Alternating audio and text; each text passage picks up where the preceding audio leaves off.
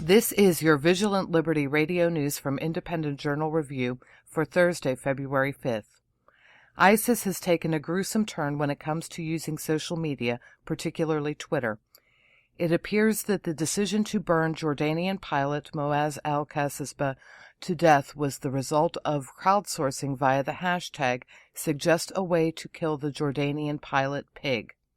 The call for suggestions was apparently retweeted over 11,000 times, and the method used was among responses ISIS received on the social media site.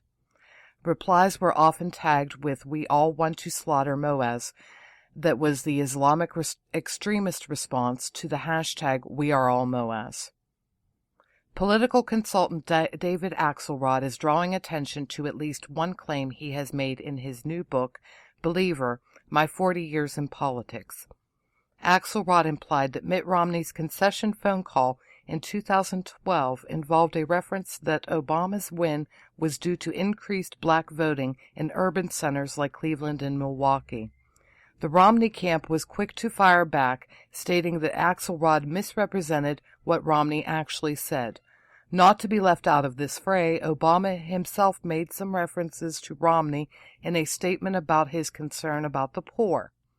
Romney fired back on Twitter, stating, "Mr. Obama, wonder why my concern about poverty, the record number of poor in your term, and your record of failure to remedy." IRS Commissioner John Koskinen has confirmed that Obama's executive order will enable illegal immigrants to benefit from the Earned Income Tax Credit. Quote, "The program allows you to file for an Earned Income Tax Credit program. In terms of whether you can do that retroactively, the normal statutes of limitations would apply as to when you can apply, file an amended return in effect." Republican Senator Chuck Grassley, unhappy with this response during a hearing held by the Senate Finance Committee, fired back, quote, "This is a problem you get into. The IRS has an interpretation of the EITC eligibility requirements, undermines congressional policy of not rewarding those for working illegally in the United States. It is estimated that 4 million undocumented immigrants will now be eligible for tax benefits and Social Security numbers under the plan announced by Obama. I'm Liz Harrison, and this has been your Vigilant Liberty radio news from Independent Journal Review for Thursday, February 5th.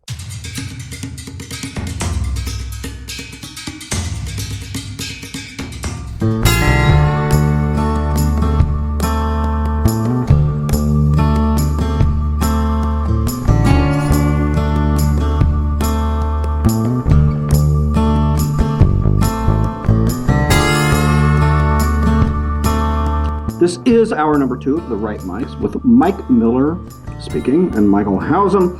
412-567-6879 if you wish to weigh in, although why don't you wait to the bottom of the hour to do that, because joining us today, we have a friend of the show, frequent guest, fellow IJR-er, and new host at VLR. Her show premieres tomorrow. We're certainly going to talk about that.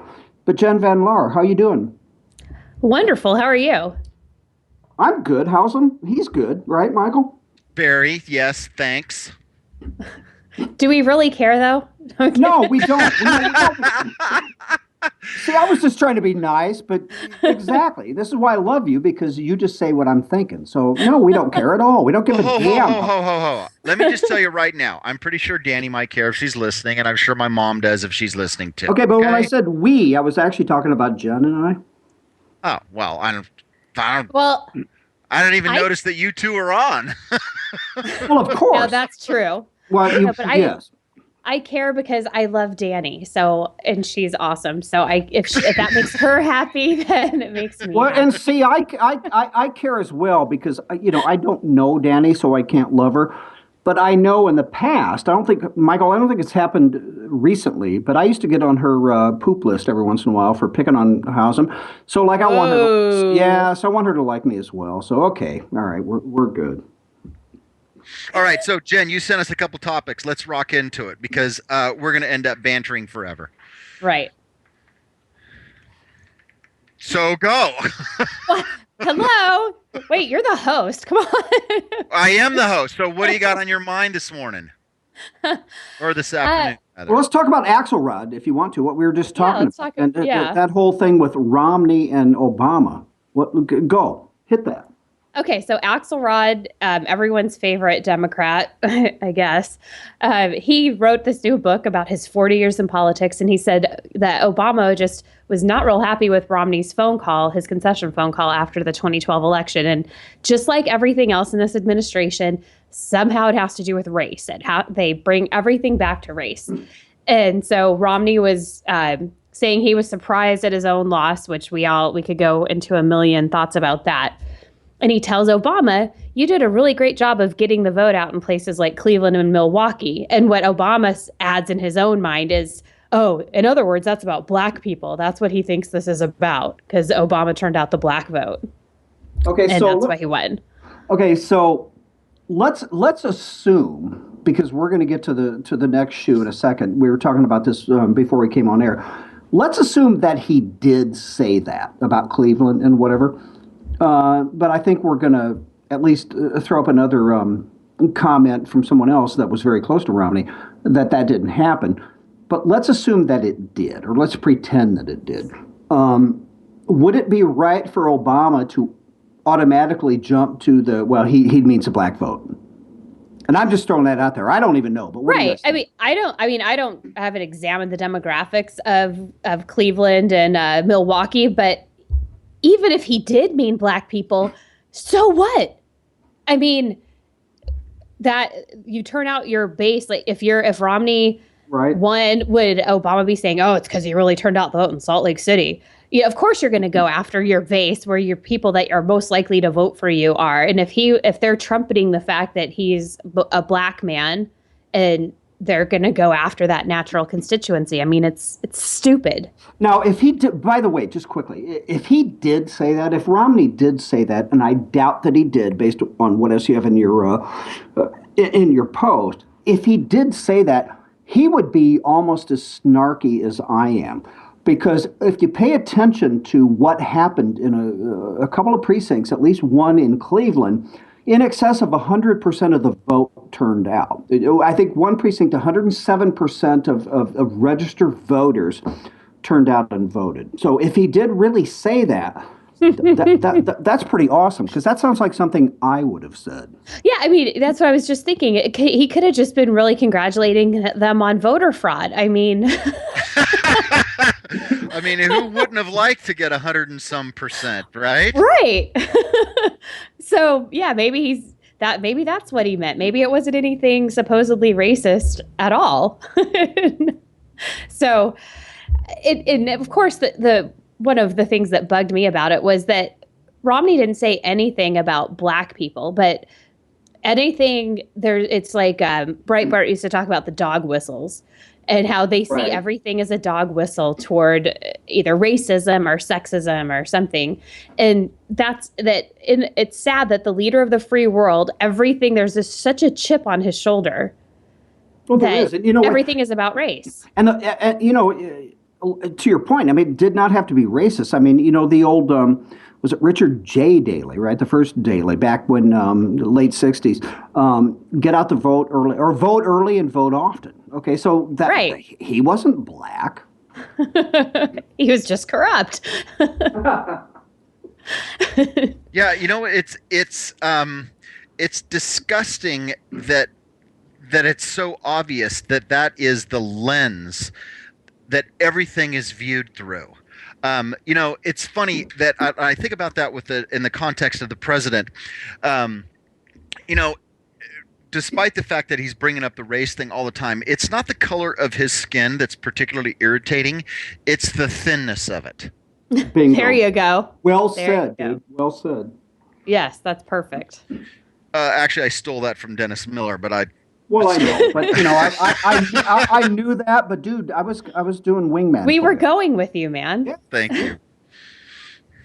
It's because we want Danny to love us. Right. By the way, she just texted, says she loves you too, by the way. Aw, good. Isn't that sweet? Wait. Was that to me?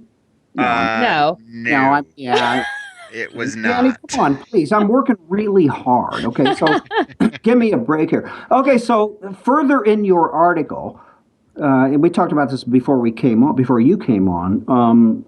So the guy whose cell phone Romney used to make the call, talk about that a little bit. Okay, so Garrett Jackson was a worker on the Romney campaign, and they had that Mitt movie that was on Netflix after the election that went through all of the documentary of it, and it showed on that night Romney asking, "Does someone have the president's number?" Blah blah blah. He gets this guy's cell phone and calls and makes the call. So this guy Garrett Jackson says, "Mitt called Barack Obama from my phone. I was right next to him when he conceded. I know for a fact he didn't say what David Axelrod claims." So I mean, not only Axelrod's not claiming that Romney mentioned black people. He's saying that was Obama's lens, but he did say that that Romney mentioned Cleveland and Milwaukee, and this Garrett Jackson is saying no. And then in his Twitter account, he goes on to say, "I met David Axelrod once. Told me I had best job on campaign because I witness everything and know the real truth. He should have remembered that." I mean, and listen, let's just do like a quick non-scientific poll. There's 4 of us here. Jessica, you have to play. If you were to believe is it Garrett Jackson, his last name? Garrett Jackson, yes. Garrett Jackson or David Axelrod here, just let's go around the horn. I mean, who would you believe? I don't even know Garrett Jackson, but I would believe him. Mm-hmm. Jessica? I'm going with Garrett on that one. How's him? I don't even know Garrett Jackson, but I'm going to go with him. I'm going to echo the precise words that our guest just said. Mm-hmm. I think it's unanimous. Because David Axelrod is a dirtbag political tool bag. And you know what? The only guy worse, and he still works for him. The only guy worse in the regime is Dan Pfeiffer. That guy. Are you sure? I mean, what are we including in regime? Because the press secretaries, the current one especially. Well, like, yeah, but those up there. Yeah, but those guys are like they have to be sock puppets, right? I mean, they do. They have to go out there and they have to lie because they're told to. Because if they don't, they won't be there anymore. Jay Carney is very slowly, and I loathe Jay Carney's press conferences. But he, every once in a while, is now starting to say, what was it, last week maybe? You know, he commented on what Obama said as it related to he did not have the constitutional authority to grant de facto amnesty to 5 million illegal aliens. Carney said last week, maybe the week before, that is 180 degrees different from what he previously said. So now that Carney's not there, so I hate those guys generally, but I also kind of give them a break. But Dan Pfeiffer, if you've seen this guy, what an arrogant, condescending bastard he is. But just tell us how you really feel. Well, I'm holding back, because I don't. Yeah. Anyway. Okay, so moving on. We're about halfway through our extraordinarily limited time with Jen. We also want to have her talk about her show with Scott. Probably one of the highlights of waking up every day is looking around, try to root around somewhere to figure out something Al Sharpton said, and you found something else for us, Jen. So why don't you walk us through that? It was really I got the sads by finding this because I want Al Sharpton to be the enemy, and then if his people that he's leading are now not liking him so well, which is what we'll talk about. Did you just say you got the sads? Yes. I love that. I did. Okay, go ahead. I did. Okay, so anyway, last year, Ferguson, Staten Island, all the anti-police things, we had Al Sharpton there ginning up trouble. But what we didn't really see through all of that time, because of course the media doesn't want to report it, was that there was internal strife there with the younger people kind of resenting Sharpton's the way that he exploits people. And even in the December 23rd march in New York, this reporter from Capital New York, he said that he repeatedly heard people saying F Sharpton.